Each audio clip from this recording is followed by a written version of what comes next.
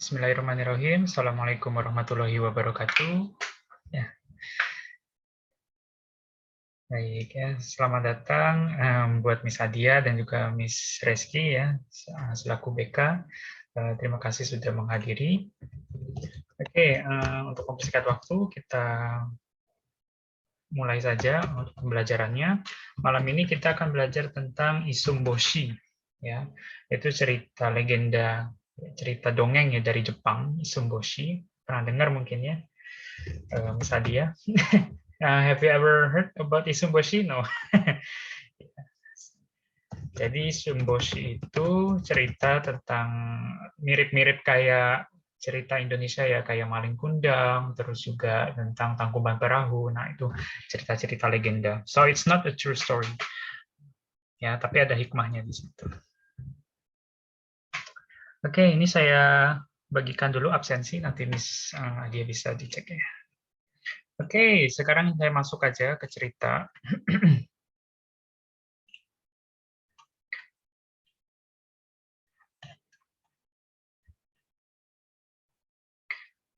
Untuk Isumboshi, mana tadi ya?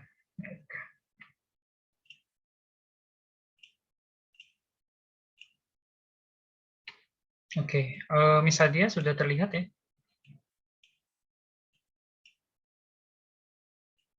Sudah ya? Oke, baik.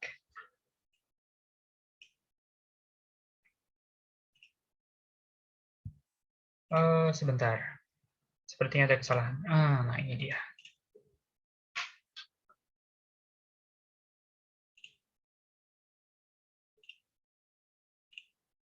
Oke, ya.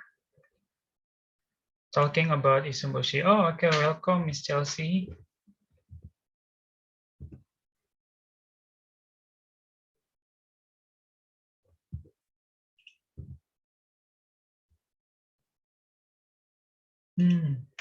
Sebentar.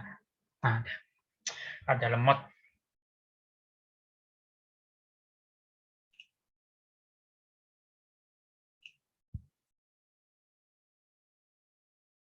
Oke.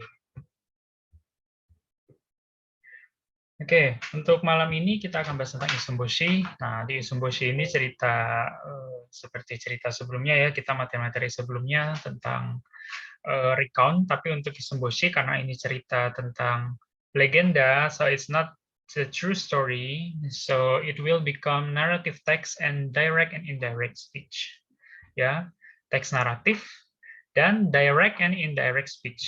Direct itu adalah kalau bahasa Indonesia mungkin Miss Adia sudah tahu ya, yang sudah sering bikin buku dan puisi, apa kalimat langsung dan tidak langsung, oke? Direct and indirect speech. Ya.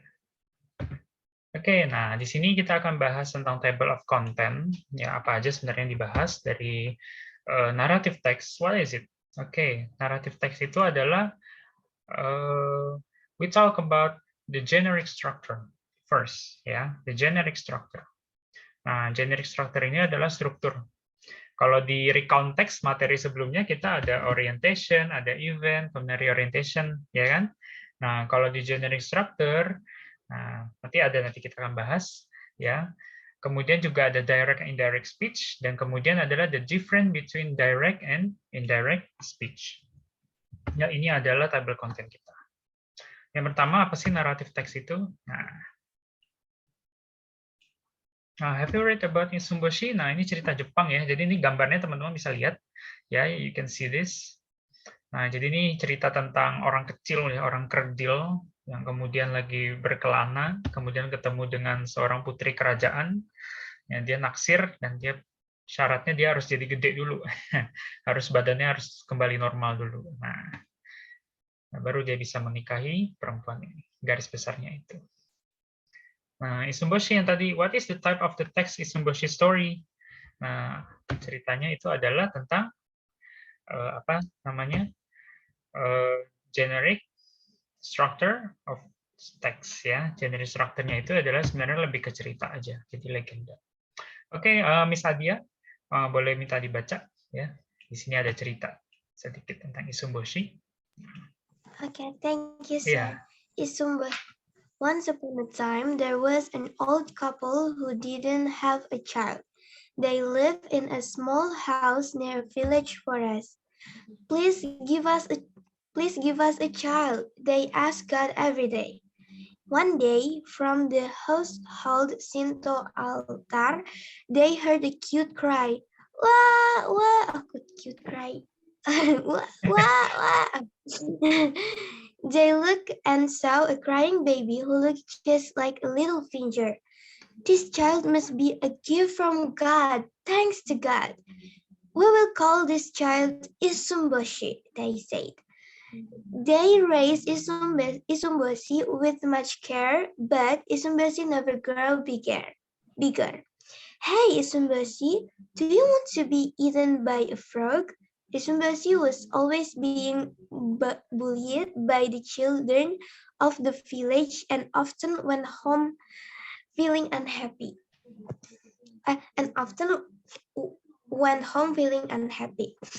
Grandmother would make some big rice bowls and encourage him. Eat a lot and grow up quickly, grandmother said. Oke, Thank thank you, you, Miss sir. Alia. Oke. Ya, ini adalah salah satu penggalan dari Isumboshi ya, yang seperti kita tahu bahwa Isumboshi itu sebenarnya juga ada orientation, jadi pengenalan ya. Tapi ini sangat berbeda, ada sedikit perbedaan antara orientation di recount text dengan generic structure text ya. Jadi naratif. Kalau orientation ini lebih ke kayak pembukaan aja. Pada suatu hari bla bla bla bla bla. Nah, itu cerita dongeng. Nah, orientation dari ceritanya itu begitu. Kalau di narrative text ya kan narasi. Beda kalau sama recount text. Kalau recount text materi sebelumnya tentang B.J. Habibie atau mungkin tentang Cut Nyak yang harus apa namanya? Awal-awalnya itu ya tentang biografinya. Nah, jadi pembukaannya tentang biografi mereka karena itu based from the fact ya berdasarkan fakta. Kalau Isumboshi kan cerita, jadi cuma legenda aja. So you tell them ya. Jadi kalau teman-teman memberitahu ke orang-orang bahwa orientation di apa namanya naratif teks itu hanya sekedar pembukaan. Ya kayak cerita Cinderella misalkan for example. Ya suatu hari ada seorang putri yang dirawat sama ketemu ayahnya sama ibu tirinya, keluarga tirinya. Nah, seperti itu. Ya, itu biasa, itu generik sekali. Oke, sekarang kita bahas ya Isumboshi. Yang pertama, once upon a time there was an old couple who didn't have a child. Jadi ada pasangan tua yang nggak punya anak. They live in a small house near the village forest. Ya, jadi tinggal di rumah kecil di tengah hutan. Jadi ada di hutan itu ada pedesaan di tengah hutan. Please give us a child. Tolong beri saya anak. Nah, they ask God every day. Dia minta ke Tuhan tiap hari. One day from the household Shinto altar, Shinto altar jadi agama-agama orang Jepang ya, Shinto altar itu kayak mimbar ya bahasanya gitu ya. Ya, altar itu mimbar gitu. Tapi jangan dipikirin mimbar kayak mimbar masjid ya, beda sama mimbar. They heard a cute cry. Dia mendengar suara tangisan yang manis, imut, cute. Wah, wah, teriak gitu ya. Seperti bayi. They look and saw a crying baby who looked just like a little finger. Jadi dia melihat bayi yang nangis, crying baby who look like just like a little finger. Jadi ukurannya sebesar little finger, kelingking. Ya, a little finger itu kelingking. Kemudian this child must be gifts from God. Thanks to God. Ya, ini adalah anak pemberian dari Tuhan. Terima kasih Tuhan. Nah, we will call this child Isumboshi, they said. Ya, kita akan panggil anak ini, kita akan beri nama anak ini Isumboshi. Nah, they said, they ini ke siapa? Ke orang tuanya ya, old couple ini. They raised Isumboshi with much care, ya, membesarkan Isumboshi ini dengan rasa kasih sayang, but Isumboshi never grew bigger, tapi nggak pernah besar gitu loh, kayak anak-anak normal, ya tidak pernah ada masa pertumbuhan. Kemudian, hey Isumboshi, do you want to be eaten by a frog? Apakah kamu mau dimakan sama kodok? Nah, kebayangkan kecilnya segimana? Nah, Isumboshi was always being bullied by the children of the village and often went home feeling unhappy. Jadi Isumboshi ini karena kecil, ya suka diledek sama temannya, dibully, ya dirudung oleh anak-anak desa dan selalu pulang dalam keadaan tidak bahagia, ya sedih, unhappy. Grandmother would make some big rice balls and encourage him eat a lot and grow up quickly. Nah, nenek ini, ya, kemungkinan couple ini adalah kakek nenek ya, sepasang kakek nenek would make some big rice bowl, jadi bikin bola nasi ya. Kalau orang Jepang onigiri ya. And encourage him, dan memberanikan, dan memberikan semangat ke dia si Im Sumboshi ini, eat a lot and grow up quickly. Makan yang banyak lalu biar tumbuh besar dengan cepat. Nah, grandmother said. Oke, Miss Adia boleh dibaca lagi. One day, Isumboshi said, I will go to the capital to study and become a respectable person. Then I will come back. Grandfather and grandmother were worried about him, but Isumboshi's mind would not be changed. At once, they began to prepare for his trip.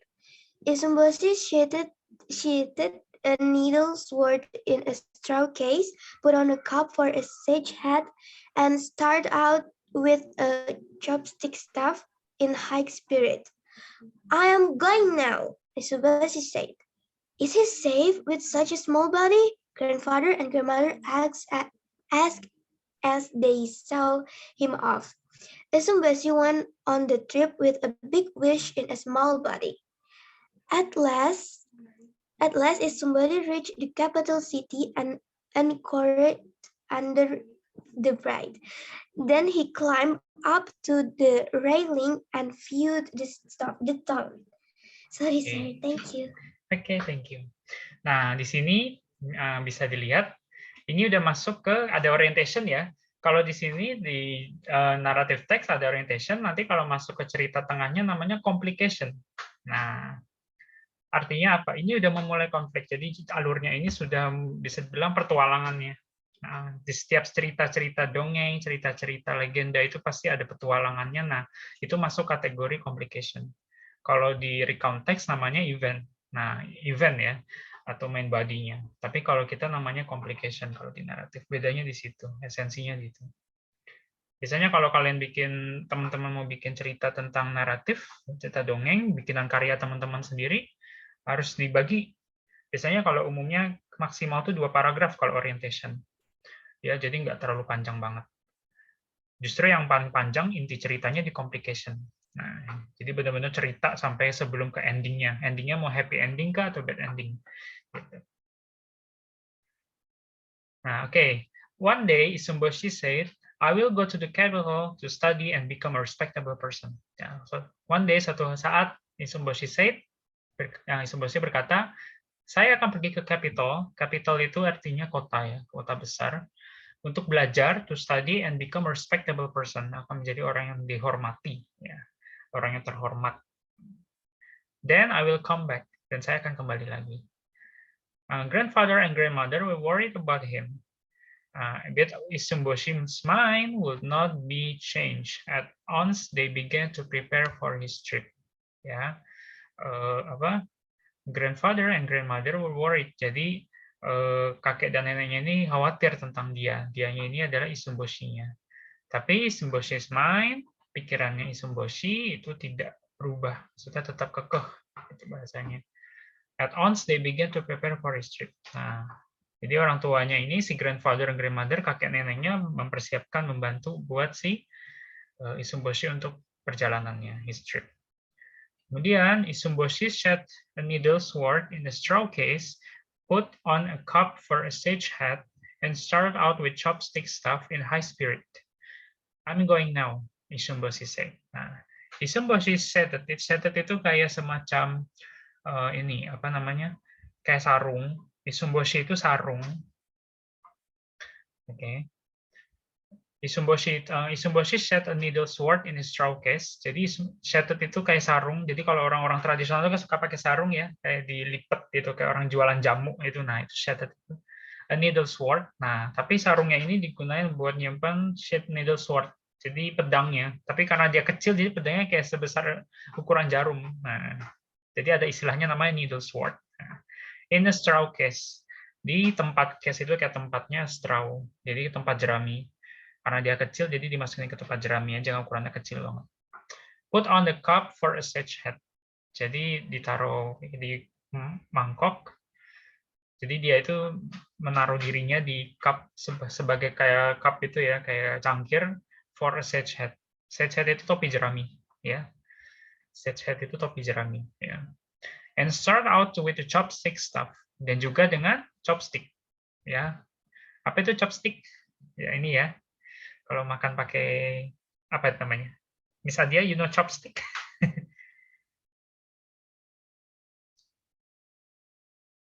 No, kalau makan orang Jepang pakai apa ya?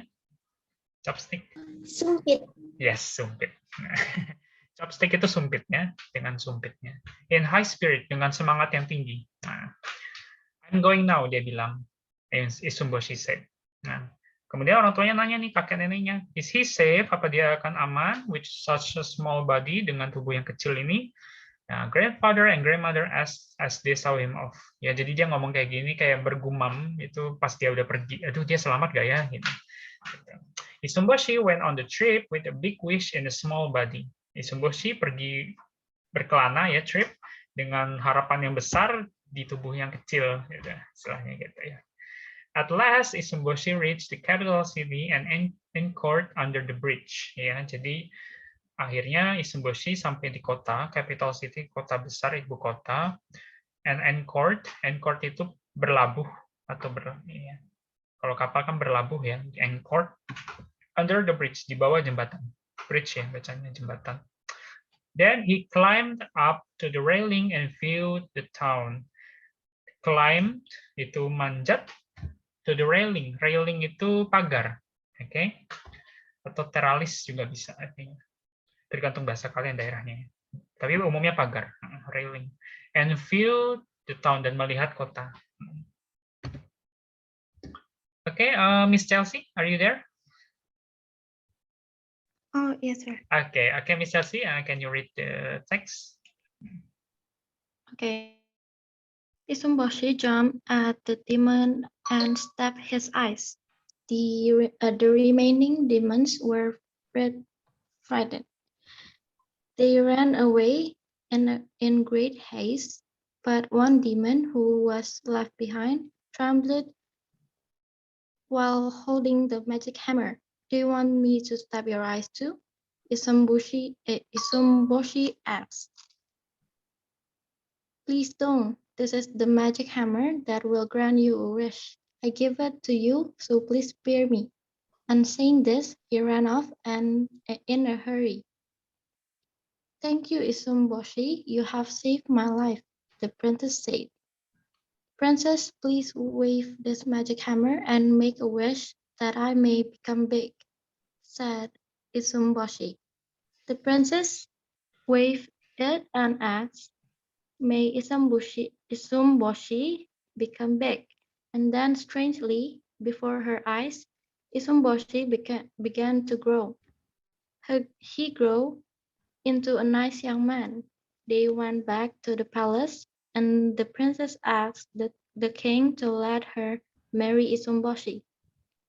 The princess and Isumboshi then got married, and they invited grandfather and grandmother to live with them in the palace. They live happily ever after.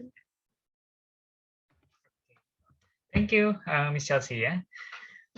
Nah, ini sebenarnya cerita ini agak panjang, jadi ini saya singkat saja. Jadi lebih ke kontennya aja ya, di teman-teman.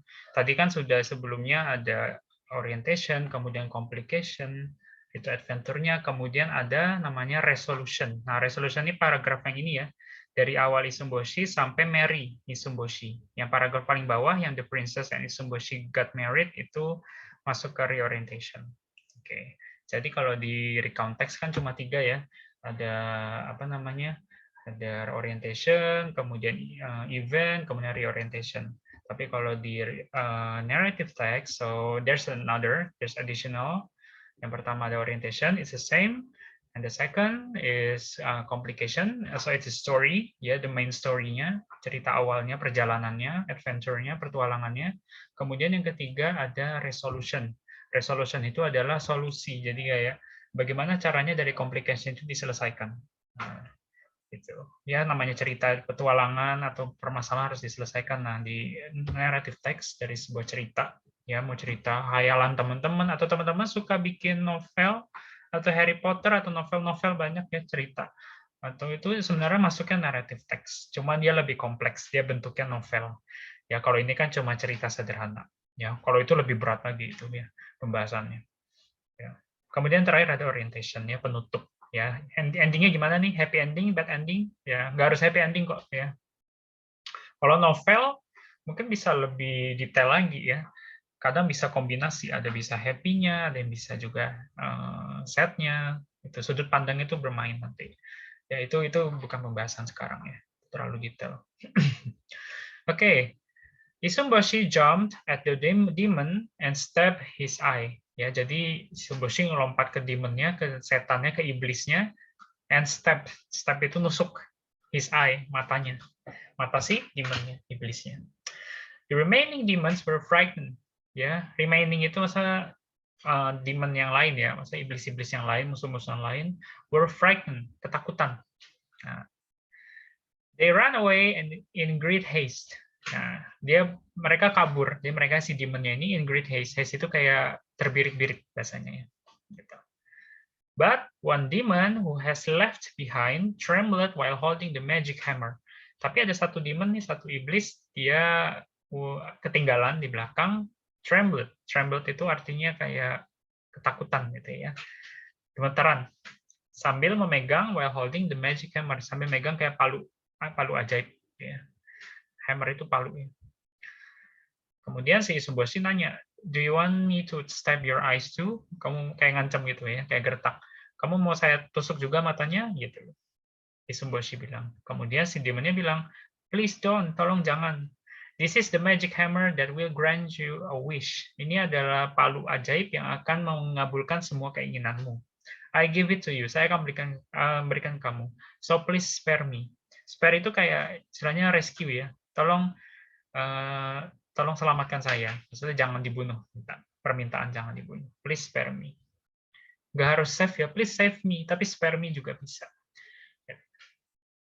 And saying this, he ran off in a hurry. Nah, setelah dikasih, si demon yang ketinggalan itu yang ngasih magic hammer kabur juga ya. He ran off in a hurry. Terburu-buru.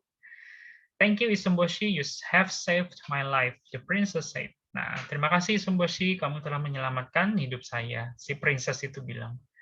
Princess, please wave this magic hammer and make a wish that I may become big. Nah, karena memang palu ajaib ini nggak bisa untuk diri sendiri, jadi harus bantuan orang lain, pihak ketiga. Jadi dia Isumboshi minta ke princessnya, ke tuan putrinya, ya untuk menggunakan palu ini. Permintaan Isumboshi. Princess, please wave this magic hammer. Tolong ayuhkan, ya kayak penyihir ya, diayuhkan tongkatnya. This magic hammer and make a wish. Dan buat permintaan bahwa saya bisa menjadi besar. Jadi kayak ukuran normal orang pada umumnya. Kemudian the princess wave it, menggoyangkan, mengayuhkan, dan bilang, may Isumboshi become big. Semoga Isumboshi menjadi besar. Nah, sambil diayuhkan, and then strangely, before her eyes, dan anehnya sebelum kejadian, maksudnya before her eyes, Isumboshi began to grow, tumbuh, ya akhirnya tumbuh. He grew into a nice young man, dia tumbuh menjadi anak muda yang nice, ya, yang keren maksudnya. They went back to the palace, kembali ke istana, ya, and the princess asked to the king to let her marry Isumboshi. Ya, jadi si tuan putri ini minta ke raja untuk menikahi si Isumboshi. Ya, ini adalah resolution.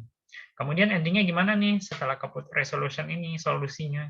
Ya udah, akhirnya ada reorientation. The princess and Isumboshi got married, menikah. And they invited grandfather and grandmother, yang mengundang kakek dan neneknya si Isumboshi untuk tinggal bersama mereka juga di istana. Ya, kemudian mereka hidup bahagia. Nah, jadi ada penjelasan di situ kan, so there's explanation bahwa oh iya ini happy ending, oh ini bad ending. Ya, jadi dijelaskan di situ. Ya, memang alurnya gampang ketebak, tapi ya memang narrative text seperti itu. Kecuali kalau novel itu lebih sulit nanti. Atau cerpen, kalau suka bikin cerpen itu mungkin udah lebih sedikit kompleks ya. Kalau ini kan cuma penggalan sedikit. Ya, gitu. Oke, ada yang mau ditanyakan sebelumnya? Miss Adia, do you have a questions? Atau Miss Chelsea? Do you have a question? Nothing, sir. Oke, good. Oke, nah sekarang kita masuk ke narrative text ya. So what is narrative text yang tadi yang Mr. mention? Nah, narrative text is a piece of text which tell a story and entertain the reader or listener. Jadi narrative text itu apa namanya? A piece of text. Jadi sepenggalan teks cerita gitu ya. Yang menjelaskan atau yang memberitahu tentang cerita yang bertujuan untuk menghibur si pembaca atau si pendengar ya. So it doesn't mean it's not only reading but you can also listening. Jadi tidak hanya membaca tapi bisa mendengarkan. Maksudnya kalau ada orang yang mau cerita tentang storytelling ya dengerin itu bisa, nggak harus selalu dibaca. Oke. Kemudian apa aja nih contoh-contoh dari narrative text ya? The purpose of narrative text itu amuse ya, untuk menghibur atau entertain ya, amuse the reader dengan cerita with a story. Nah, jenis-jenisnya apa? Kind of-nya ada fable, ada folk tale, ya, kemudian ada fairy tale, kemudian ada myth, and then a legend. Fable itu dongeng ya, gitu. Kalau folktale itu cerita rakyat. Ya. Kalau fairy tale, sebenarnya kalau fairy tale itu sama juga kayak dongeng ya. Itu. Cuma kalau fable itu biasanya lebih agak-agak fiksi ya. Fiksinya dapat. Kalau fairy tale masih lebih ke berhubungan sama cerita-cerita based of true story gitu. Ya, cuma agak dilencengin sedikit. Ya. Kemudian myth, ya myth itu mitos. Ya. Kemudian legenda. Ya, misalnya legenda ini ya cerita-cerita baheula banget ya. Sama myth itu juga sama sebenarnya. Mitos. Kalau mitos itu sebenarnya lebih ke kepercayaan dari masyarakat ya. Legend.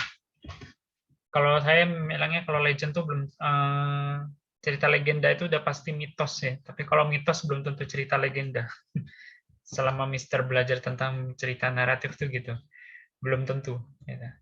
Mitos ya belum tentu jadi legenda gitu. Tapi kalau legenda itu udah pasti mitos. Gitu. Oke, kemudian yang kedua adalah kita bahas tentang generic structure. Tadi ini jenis-jenisnya, sekarang kita bahas tentang generic structure of narrative text. Nah, genericnya apa yang tadi itu? Orientation, complication, resolution, reorientation. Ya, kalau untuk yang orientation itu openingnya, paragraph where the character of the story are introduced. Jadi ini kayak menjelaskan cerita tokoh utamanya. Ya, si tokoh utama ini gimana? Siapa?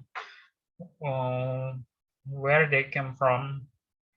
Ya, jadi pengenalan lah. Kemudian complication. Complication adalah cerita perkembangannya tadi ya. Jadi mulai konfliknya, alurnya itu sudah mulai, story development, karakter development, ya perkembangan karakternya, si karakter utama ketemu karakter lain, orang lain, dan segala macam. Ya. Kemudian resolution, ya adalah story-nya itu gimana, kayak klimaksnya itu gimana ceritanya. Ya. Endingnya kemudian orientation. Nah, epilog ya, konklusi atau kesimpulan dari ceritanya itu gimana. Ya. Bedanya ada 4 ya, jadi ini harus tahu tentang narrative text. Jadi bisa diidentifikasi mana nih orientation, mana complication, resolution, orientation. Ya, yang cukup sulit itu complication sama resolution, gitu. Kadang ada aja complication, tapi ternyata dia sudah masuk ke resolution, gitu. Kadang ada, misalkan mau cerita complication-nya itu ada konflik dengan si A, terus dia ketemu lagi dengan si B. Jadi si A udah selesai nih, udah resolution, udah selesai masalah, udah selesai nih, ketemu lagi sama si B, muncul lagi masalah baru, ya. Jadi kayak beruntun. Nah itu gimana itu? Biasanya itu di cerita cerpen atau di novel tuh banyak ya. Jadi lebih kompleks. Kemudian language feature yaitu past tense, ya. The princess liked Isumboshi, ya. Jadi sebenarnya kalau biarpun naratif teks ya dongeng, tapi tetap harus pakai past tense ya, umumnya. Gitu. Karena ini kayak dianggapnya itu sebagai sudut pandang dari masa lalu, namanya juga cerita gitu kan. Karena nggak mungkin ngomongin di present karena kan ceritanya kan sudah dibuat gitu kan ibaratnya. Ya, bukan kejadian di masa lalu ya, tapi sudah dibuat ceritanya, cerita khayalan ini. Kemudian adverb of time, ya, once upon a time. Adverb of time itu apa, keterangan waktu, ya. Jadi dijelaskan pasti ya, itu kronologisnya. Karena di sini cerita apa namanya? Nah, karena ini cerita fiksi, ya, cerita bukan based of the true story, jadinya nggak ada keterangan waktu kayak di pertemuan sebelumnya ya, tentang tentang biografi ada tahun berapa sekian. Nah, itu kan jelas. Kalau ini kan cuma cerita biasa, jadi pakai once upon a time yang paling umum. Tuh. Di suatu hari atau apa. Kemudian action ya harus ya. Kalau action itu ingat action verb ini karena dia past tense jadi harus pakai verb to ya. They looked and saw a crying baby who looked just like a little finger. Ya, jadi harus pakai verb to. Kata look, verb 2-nya looked ya pakai ed. Kemudian saw itu yang ini regular, kalau yang saw irregular ya. Jadi saw verb 1-nya apa? See, verb 2-nya saw, verb 3-nya seen ya. I have seen. Nah, itu kan verb 3. Perfect. Kemudian time conjunction. Nah, itu kata waktu hubung. And then strangely before her eyes Isumboshi began to grow. After that, setelah itu. Nah, itu biasanya kata hubung. Ya. Specific character. Nah, specific character ini harus dijelasin. Nah, karakternya. Ya, siapa namanya, atau perannya itu siapa. Nggak harus nama sih, tapi perannya itu apa. Isumboshi, ada princess, ada grandfather, ada grandmother, grandfather. Jadi semua yang terlibat itu harus dimasukkan. Gitu. Jadi nggak boleh ada yang missing, nggak boleh ada yang kurang. Ya, seperti itu. Kemudian direct and indirect speech. Nah, ini tadi ya, direct itu kata hubung langsung dan indirect itu tidak langsung. Kalau yang kata langsung, ya kalau the old couple said, we will call this child Isumboshi. Ini kata langsung ya, kalimat langsung, sorry. Si pasangan ini bilang, we will call this child Isumboshi. Nah, ciri-cirinya kalimat langsung ada tanda petik kayak dialog. Kalau kalimat tidak langsungnya, the old couple said that they will call this child Isumboshi. Ini kalimat tidak langsung. Nah, kalimat tidak langsung itu ciri-cirinya adalah, nanti saya jelasin perbedaannya. Nah, rules-nya, aturan. Nah, ini bisa di screenshot, nggak apa-apa. Ya, tense. Kalau di direct, kalimat langsung itu simple present. Tapi kalau indirect, simple past. Kalau present continuous, jadi past continuous. Pokoknya ini semuanya present, present, present. Ya, yang nomor 1 sampai 4 nanti sisanya past. Kalau kecuali nomor 5 ya simple past ya jadi past perfect. Nah, indirect. Apa namanya? Past continuous jadi past perfect jadi tetap past perfect. Kalau past perfect continuous tetap past perfect continuous. Ya, simple future jadi past. Jadi sebenarnya kalau indirect itu mostly past umum di masa lalu. Ya, tinggal mau jadi past perfect kah, past perfect continuous atau past continuous. Ya, tergantung dari si direct-nya. Kalau direct-nya continuous, maka past-nya juga continuous, gitu aja. Itu. Nah, kalau direct contohnya now. Indirect-nya then. Direct-nya tomorrow, indirect-nya kalimat langsungnya the following day. Ya, yesterday kemarin itu direct langsung, kalau indirect-nya the day before. Kalau lusa the day after tomorrow ya. Gitu. Next week, the following week, ya, tonight, that night atau that day. Here di sini, there, this, ini, that, these, those, ya. Kenapa? Karena kalau indirect itu sebenarnya lebih ke pihak ketiga, jadi kayak sudut pandang orang ketiga. Kalau di bahasa Indonesia. Maka sangat perlu sekali indirect itu pakai past. Ya. Ini keterangan waktu ya, adverb time. Kemudian contoh nih, Alda says, I'm hungry. Alda bilang, saya lapar. Nah, jadi apa? Alda says that she is hungry. Andi has said to me, I will go with you. Nah, Andi, nah ini harusnya Andi ya, bukan Agus ya. Andi has said to me, I will go with you. Agus has said that he will go with me. She said, I will go to market. Dia bilang, saya mau pergi ke market, ke pasar. And indirectnya apa? She said that she will go to market. Debbie said, I studied math last night. Si Debbie bilang, saya belajar tadi malam. I studied, past nih, past tense. Kemudian kalau indirectnya, Debbie said that she had studied. Jadi perfect, ya past perfect. Had studied. Ya, English the previous night. Ingat previous night.